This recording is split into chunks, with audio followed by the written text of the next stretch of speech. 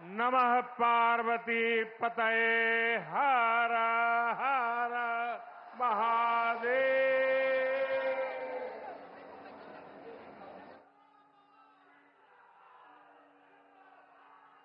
उत्तर प्रदेश के राज्यपाल आनंदीबेन पटेल,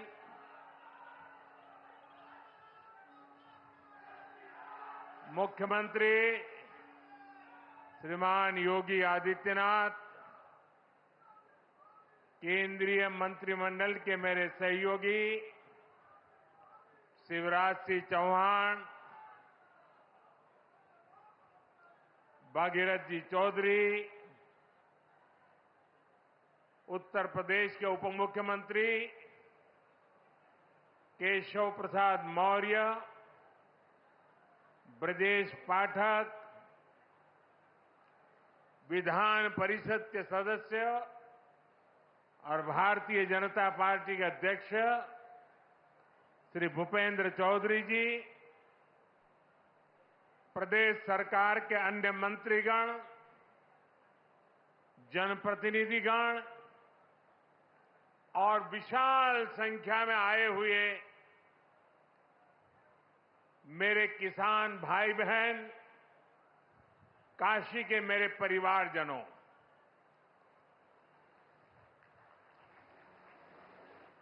चुनाव जीतने के बाद आज हम पहली बार बनारस आयल है।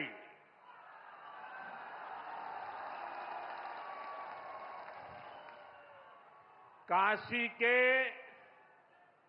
जनता जनार्दन के हमार प्रणाम।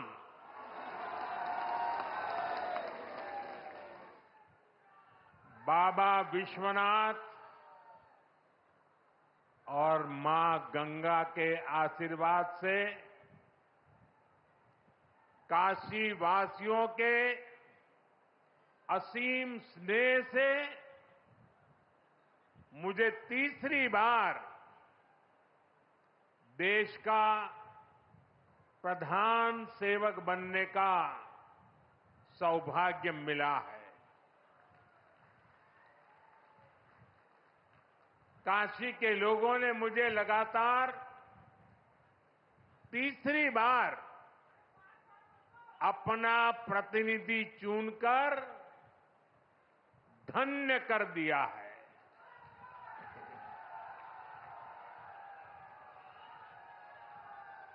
अब तो मां गंगा ने भी जैसे मुझे गोद ले लिया है, मैं यहीं का हो गया हूं। इतनी गर्मी के बावजूद आप सभी यहां बड़ी संख्या में आशीर्वाद देने आए और आपकी ये तपस्या देख करके सूर्य देवता भी थोड़ा ठंडक बरसाने लग गया। मैं आपका आभारी हूं, मैं आपका ऋणी हूं। साथियों, भारत में 18वीं लोकसभा के लिए हुआ ये चुनाव भारत के लोकतंत्र की विशालता को, भारत के लोकतंत्र के सामर्थ्य को, भारत के लोकतंत्र की व्यापकता को, भारत के लोकतंत्र की जड़ों की गहराई को दुनिया के सामने पूरे सामर्थ्य के साथ प्रस्तुत करता है। इस चुनाव में देश के 64 करोड़ से ज्यादा लोगों ने मतदान किया है। पूरी दुनिया में इससे बड़ा चुनाव कहीं और नहीं होता है। जहां इतनी बड़ी संख्या में लोग वोटिंग में हिस्सा लेते हैं। अभी मैं G7 की बैठक में हिस्सा लेने के लिए इटली गया था। G7 के सारे देशों के सारे मतदाताओं को मिला दे तो भी भारत के वोटर्स की संख्या उनसे 1.5 गुना ज्यादा है। यूरोप के तमाम देशों को जोड़ दें, यूरोपियन यूनियन के सारे मतदाताओं को जोड़ दें तो भी भारत के वोटर्स की संख्या उनसे 2.5 गुना ज्यादा है। इस चुनाव में 31 करोड़ से ज्यादा महिलाओं ने हिस्सा लिया है। ये एक देश में महिला वोटर्स की संख्या के हिसाब से पूरी दुनिया में सबसे ज्यादा है। ये संख्या अमेरिका की पूरी आबादी के आसपास है। भारत के लोकतंत्र की यही खूबसूरती, यही ताकत पूरी दुनिया को आकर्षित भी करती है, प्रभावित भी करती है।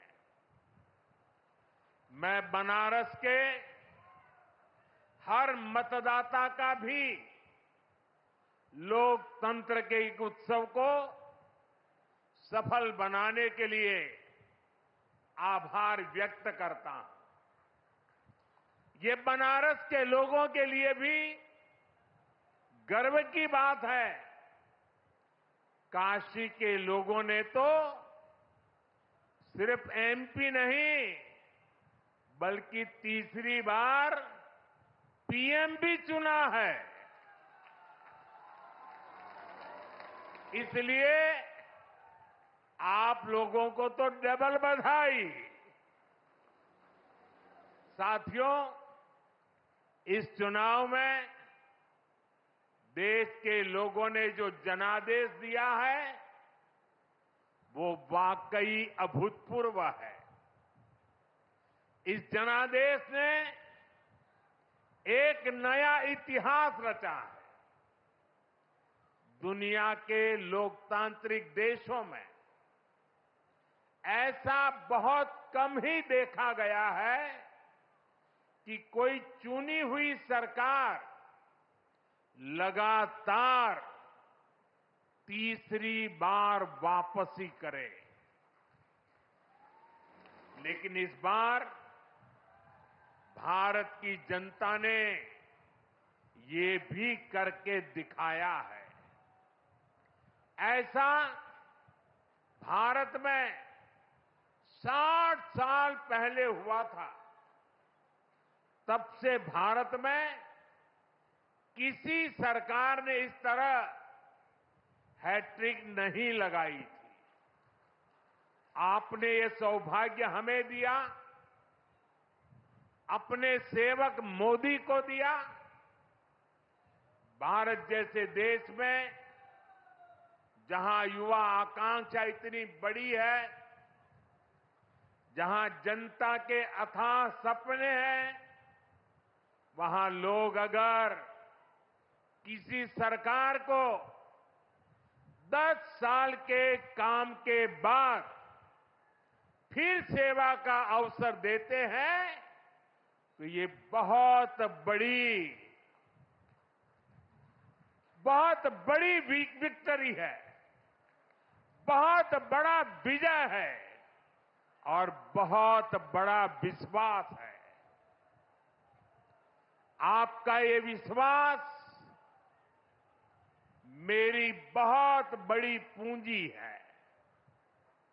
आपका ये विश्वास मुझे लगातार आपकी सेवा के लिए देश को नई ऊंचाई पर पहुंचाने के लिए कड़ी मेहनत करने की प्रेरणा देता है। मैं दिन रात ऐसे ही मेहनत करूंगा आपके सपनों को पूरा करने के लिए, आपके संकल्पों को पूरा करने के लिए मैं हर प्रयास करूंगा। साथियों, मैंने किसान, नौजवान, नारी शक्ति और गरीब, इन्हें विकसित भारत का मजबूत स्तंभ माना है। अपने तीसरे कार्यकाल की शुरुआत मैंने इन्हीं के सशक्तिकरण से की है। सरकार बनते ही सबसे पहला फैसला किसान और गरीब परिवारों से जुड़ा फैसला लिया गया है। देश भर में गरीब परिवारों के लिए 3 करोड़ नए घर बनाने हो या फिर पीएम किसान सम्मान निधि को आगे बढ़ाना हो, ये फैसले करोड़ों करोड़ों लोगों की मदद करेंगे। आज का ये कार्यक्रम भी विकसित भारत के इसी रास्ते को सशक्त करने वाला है। आज इस खास कार्यक्रम में काशी के साथ साथ काशी से ही देश के गांवों के लोग जुड़े हैं। करोड़ों किसान हमारे साथ जुड़े हुए हैं और ये सारे हमारे किसान माताएं, भाई बहनें आज इस कार्यक्रम की शोभा बढ़ा रहे हैं। मैं अपनी काशी से हिंदुस्तान के कोने कोने में, गांव गांव में आज टेक्नोलॉजी से जुड़े हुए सभी किसान भाई बहनों का, देश के नागरिकों का अभिवादन करता हूं। थोड़ी देर पहले ही देश भर के करोड़ों किसानों के बैंक खाते में पीएम किसान सम्मान निधि के 20,000 करोड़ रुपए पहुंचे हैं। आज 3 करोड़ बहनों को लखपति दीदी बनाने की तरफ भी बहुत बड़ा कदम उठाया गया है। कृषि सखी के रूप में बहनों की नई भूमिका उन्हें सम्मान और आय के नए साधन दोनों सुनिश्चित करेंगे। मैं अपने सभी किसान परिवारों को, माताओं बहनों को बहुत बहुत शुभकामनाएं देता हूं। साथियों, पीएम किसान सम्मान निधि आज दुनिया की सबसे बड़ी डायरेक्ट बेनिफिट ट्रांसफर स्कीम बन चुका है। अभी तक देश के करोड़ों किसान परिवारों के बैंक खाते में 3.25 लाख करोड़ रुपए जमा हो चुके हैं। यहां वाराणसी जिले के किसानों के खाते में भी 700 करोड़ रुपए जमा हुए हैं। मुझे खुशी है कि पीएम किसान सम्मान निधि में सही लाभार्थी तक लाभ पहुंचाने के लिए टेक्नोलॉजी का बेहतर इस्तेमाल हुआ है। कुछ महीने पहले ही विकसित भारत संकल्प यात्रा के दौरान भी 1 करोड़ से अधिक किसान इस योजना से जुड़े हैं। सरकार ने पीएम किसान सम्मान निधि का लाभ पाने के लिए कई नियमों को भी सरल किया है। जब सही नीयत होती है, सेवा की भावना होती है, तो ऐसे ही तेजी से किसान हित के, जनहित के काम होता है। भाई और बहनों, 21वीं सदी के भारत को दुनिया की तीसरी बड़ी आर्थिक ताकत बनाने में पूरी कृषि व्यवस्था की बड़ी भूमिका है। हमें वैश्विक रूप से सोचना होगा, ग्लोबल मार्केट को ध्यान में रखना होगा। हमें दलहन और तिलहन में आत्मनिर्भर बनना है और कृषि निर्यात में अग्रणी बनना है। अब देखिए, बनारस का लंगड़ा आम, जौनपुर की मूली, गाजीपुर की भिंडी, ऐसे अनेक उत्पाद आज विदेशी मार्केट में पहुंच रहे हैं।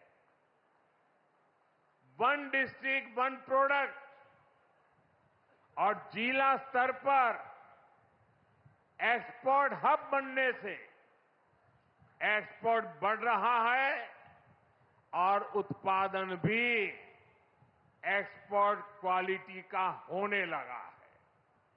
अब हमें पैकेज फूड के ग्लोबल मार्केट में देश को नई ऊंचाई पर ले जाना है और मेरा तो सपना है कि दुनिया की हर डाइनिंग टेबल पर भारत का कोई न कोई खाद्यान्न या फूड प्रोडक्ट होना ही चाहिए। इसलिए हमें खेती में भी जीरो इफेक्ट, जीरो डिफेक्ट वाले मंत्र को बढ़ावा देना है। मोटे अनाज, श्री अन्न का उत्पादन हो, औषधीय गुण वाली फसल हो या फिर प्राकृतिक खेती की तरफ बढ़ना हो, पीएम किसान समृद्धि केंद्रों के माध्यम से किसानों के लिए एक बड़ा सपोर्ट सिस्टम विकसित किया जा रहा है। भाई और बहनों, यहां इतनी बड़ी संख्या में हमारी माताएं बहनें उपस्थित हैं। माताओं बहनों के बिना खेती की कल्पना भी असंभव है। इसलिए अब खेती को नई दिशा देने में भी माताओं बहनों की भूमिका का विस्तार किया जा रहा है। नमो ड्रोन दीदी की तरह ही कृषि सखी कार्यक्रम ऐसा ही एक प्रयास है। हमने आशा कार्यकर्ता के रूप में बहनों का काम देखा है। हमने बैंक सखियों के रूप में डिजिटल इंडिया बनाने में बहनों की भूमिका देखी है। अब हम कृषि सखी के रूप में खेती को नई ताकत मिलते हुए देखेंगे।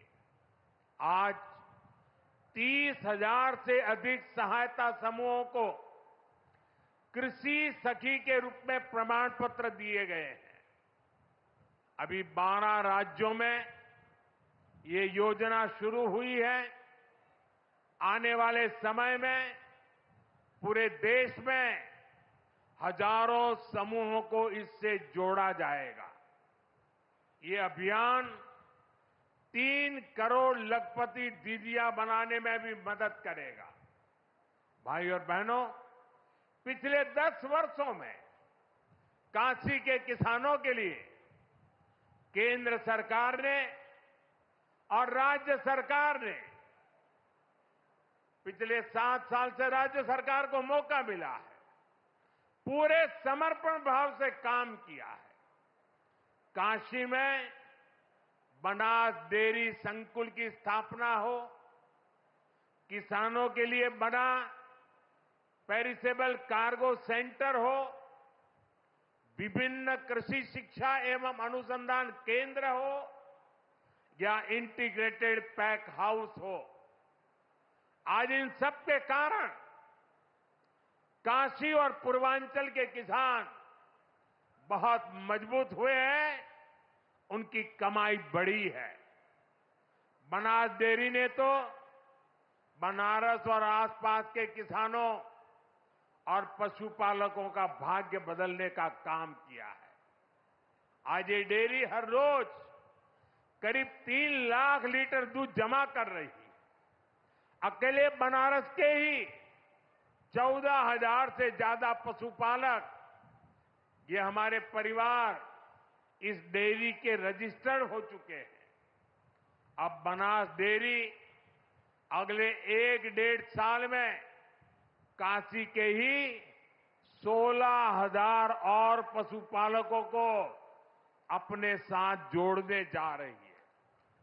बनास डेयरी आने के बाद बनारस के अनेकों दूध उत्पादकों की कमाई में भी 5 लाख रुपए तक की वृद्धि हुई है।